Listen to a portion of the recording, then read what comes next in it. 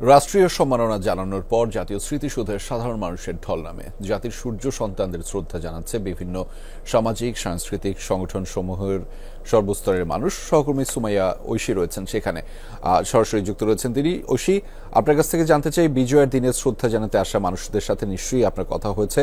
তাদের প্রত্যাশা কি সামনের দিনগুলোতে, এবং একই সাথে সেখানে এখন কি ধরনের কার্যক্রম চলছে সেটিও জানাবেন।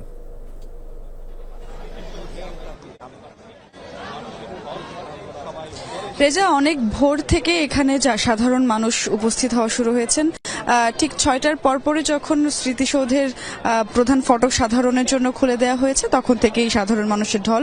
এখনো আমরা দেখতে পাচ্ছি বিভিন্ন সংগঠনের পক্ষ থেকে, বিভিন্ন সাধারণ মানুষের পক্ষ থেকে সবাই এসে ফুল দিচ্ছেন, শ্রদ্ধা জানাচ্ছেন, অনেকে পরিবার পরিজন নিয়ে আসছেন। যারাই আসছেন তাদের প্রত্যেকের একটাই চাওয়া যে যেই আদর্শ নিয়ে 2024-এর গণঅভ্যুত্থান হলো, যেই আদর্শ নিয়ে মুক্তিযুদ্ধ হয়েছিল, যার মাধ্যমে একটি বিজয় পেলাম আমরা এবং এর মাধ্যমে একটি স্বাধীন দেশ পেলাম, সেই স্বাধীনতা যেন অক্ষুণ্ণ থাকে।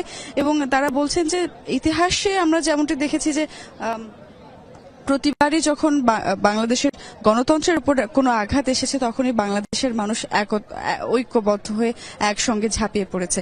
এইভাবেই যেন ঐক্যটি বজায় থাকে প্রত্যেকের মনে, সেই প্রত্যাশাই সবার। এবং একই সঙ্গে বলতে চাই যে বিভিন্ন শ্রেণী পেশার মানুষ সকাল থেকে আসছেন, এখনো বিভিন্ন শ্রেণী পেশার মানুষজন কিন্তু উপস্থিত হচ্ছেন। তবে উল্লেখযোগ্য যে বিষয়টি, আমি কিন্তু এখনো পর্যন্ত সাংস্কৃতিক অঙ্গনের তেমন কোনো সদস্যের উপস্থিতি এখনো দেখতে পাইনি। তবে প্রত্যাশা করছি আরো অনেক সংখ্যক মানুষ আরো এসে এখানে শ্রদ্ধা নিবেদন করবেন। নিশ্চয়ই আমরা সেই কার্যক্রম দেখছিলাম যে এখনো মানুষের প্রচুর ঢল রয়েছে সেখানে। ধন্যবাদ ঐশী আমাদের সাথে যুক্ত হওয়ার জন্য।